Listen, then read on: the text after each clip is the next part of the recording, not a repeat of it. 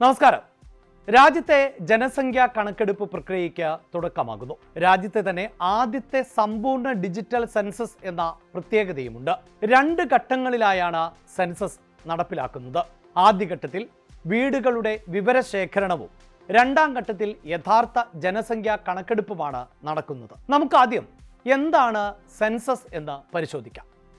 ഒരു രാജ്യത്തെ ജനസംഖ്യയെക്കുറിച്ച് കൃത്യമായുള്ള കണക്കെടുപ്പ്, അവരുടെ സാമൂഹിക, സാമ്പത്തിക, വിദ്യാഭ്യാസപരമായ വിവരങ്ങൾ എന്നിവ ശേഖരിക്കുന്ന ഔദ്യോഗികമായ പ്രക്രിയയാണ് സെൻസസ്. ജനസംഖ്യ, തൊഴിൽ, സാക്ഷരത, വീട് എന്നിവയെക്കുറിച്ചുള്ള ആധികാരികമായ വിവരശേഖരണം ആണിത്. വികസന ആസൂത്രണത്തിനും നയരൂപീകരണത്തിനും ഈ വിവരങ്ങളാണ് അടിസ്ഥാനമാക്കുന്നത്. അതുകൊണ്ട് ഏറ്റവും വ്യക്തമായ വിവരങ്ങൾ കൃത്യതയോടെ നൽകാൻ ഓരോ പൗരനും ശ്രദ്ധിക്കണം. സർക്കാരിൻ്റെ ക്ഷേമ പദ്ധതികൾ ആസൂത്രണം ചെയ്യാനും വിഭവങ്ങൾ എങ്ങനെ വിതരണം ചെയ്യണമെന്ന് തീരുമാനിക്കാനും സെൻസസ് സഹായിക്കും. പേര്, ലിംഗഭേദം, പ്രായം, മാതൃഭാഷ, മതം, വിദ്യാഭ്യാസം, തൊഴിൽ, വീടിൻ്റെ അവസ്ഥ തുടങ്ങിയ വിവരങ്ങൾ ഈ ചോദ്യാവലിയുടെ ഭാഗമായി ഉണ്ട്. തെരഞ്ഞെടുപ്പ്, മണ്ഡലങ്ങളുടെ പുനർനിർണയം, സാമ്പത്തിക ആസൂത്രണം, പാർശ്വവൽക്കരിക്കപ്പെട്ട വിഭാഗങ്ങൾക്കായുള്ള സംവരണം എന്നിവയ്ക്കും സെൻസസിലെ വിവരങ്ങൾ വളരെ പ്രധാനപ്പെട്ടതാണ്.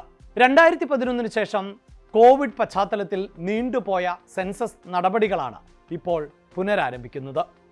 2027 ഫെബ്രുവരിയിൽ നടക്കുന്ന 2ാം ഘട്ടത്തിൽ ആണ് വ്യക്തിഗത വിവരങ്ങളും ജാതി വിവരങ്ങളും ഉൾപ്പെടെയുള്ളവ ശേഖരിക്കുന്നത്. അതാണ് യഥാർത്ഥത്തിൽ ജനസംഖ്യാ കണക്കെടുപ്പ്. ആദ്യഘട്ടത്തിലെ ഭവന സെൻസസിൽ ഓരോ കുടുംബത്തോടും 33 ചോദ്യങ്ങൾ ചോദിക്കും. വീടിൻ്റെ നിർമ്മാണ രീതി, ശുദ്ധജലം, വൈദ്യുതി തുടങ്ങിയ അടിസ്ഥാന സൗകര്യങ്ങൾ, വീട്ടിലുള്ള വാഹനങ്ങൾ, ഇന്റർനെറ്റ് ലഭ്യത എന്നിവ ഇതിൽ ഉൾപ്പെടും. 2027 ഫെബ്രുവരിയിൽ നടക്കുന്ന 2ാം ഘട്ടത്തിലാണ് വ്യക്തിഗത വിവരങ്ങളും ജാതി വിവരങ്ങളും ഉൾപ്പെടെയുള്ള ശേഖരണം നടക്കുന്നത് എന്ന് നേരത്തെ സൂചിപ്പിച്ചുവല്ലോ. ഇത്തവണ വിവരശേഖരണത്തിനായി മൊബൈൽ ആപ്പുകളും പ്രത്യേക വെബ് പോർട്ടലുകളും ഉപയോഗിക്കുന്നതിനാൽ ഈ വിവരങ്ങൾ വേഗത്തിലും കൃത്യമായും ശേഖരിക്കാൻ സാധിക്കും. കേരളത്തിൽ ആദ്യഘട്ട സെൻസസ് നടപടികൾ ജൂൺ മാസത്തിലാണ് ആരംഭിക്കുന്നത്. ജൂൺ 16 മുതൽ 30 വരെ പൊതുജനങ്ങൾക്ക് സ്വയം വിവരങ്ങൾ രേഖപ്പെടുത്താനുള്ള സെൽഫ് എന്യൂമറേഷൻ സൗകര്യം ലഭ്യമാക്കും. തുടർന്ന് ജൂലൈ 1 മുതൽ 30 വരെ സെൻസസ് ഉദ്യോഗസ്ഥർ നേരിട്ട് വീടുകളിൽ എത്തി വിവരങ്ങൾ ശേഖരിക്കും. രാജ്യത്താകെ ശേഖരിക്കുന്ന വിവരങ്ങൾ ക്രോഡീകരിച്ച് 2027 മാർച്ച് 1 പുതിയ സെൻസസ് കണക്കുകൾ ഔദ്യോഗികമായി പ്രസിദ്ധീകരിക്കാനാണ് കേന്ദ്ര സർക്കാർ ലക്ഷ്യമിടുന്നത്. 2ാം ഘട്ടത്തിലാണ് ജനസംഖ്യാ കണക്കെടുപ്പെന്ന് പറഞ്ഞു കഴിഞ്ഞു. ഓരോ കുടുംബത്തിലെയും വ്യക്തികളുടെ ജനസംഖ്യാപരമായ വിവരങ്ങൾ, സാമൂഹിക സാംസ്കാരിക പശ്ചാത്തലം, സാമ്പത്തിക നിലവാരം, കുടിയേറ്റം, പ്രത്യുൽപാദന നിരക്ക് എന്നിവയുമായി ബന്ധപ്പെട്ട വിവരങ്ങൾ ആണ് ഈ 2ാം ഘട്ടത്തിൽ ശേഖരിക്കുന്നത്. ലിവിംഗ് ടുഗദർ ദമ്പതികളെയും സെൻസസിൽ വിവാഹിതരായാണ് പരിഗണിക്കുക. 2ാം ഘട്ടത്തിലായിരിക്കും ജാതി സെൻസസും നടപ്പിലാക്കുന്നത്. സെൻസസ് നടപടികളുടെ ആകെ ചെലവിനായി 11,718.24 കോടി രൂപയാണ് കേന്ദ്ര മന്ത്രിസഭ അംഗീകരിച്ചിട്ടുള്ളത്. 1ാം ഘട്ടത്തിനായുള്ള പ്രാഥമിക പരിശോധന 2025 നവംബറിൽ എല്ലാ സംസ്ഥാനങ്ങളിലും കേന്ദ്രഭരണ പ്രദേശങ്ങളിലും നടത്തിയിരുന്നു.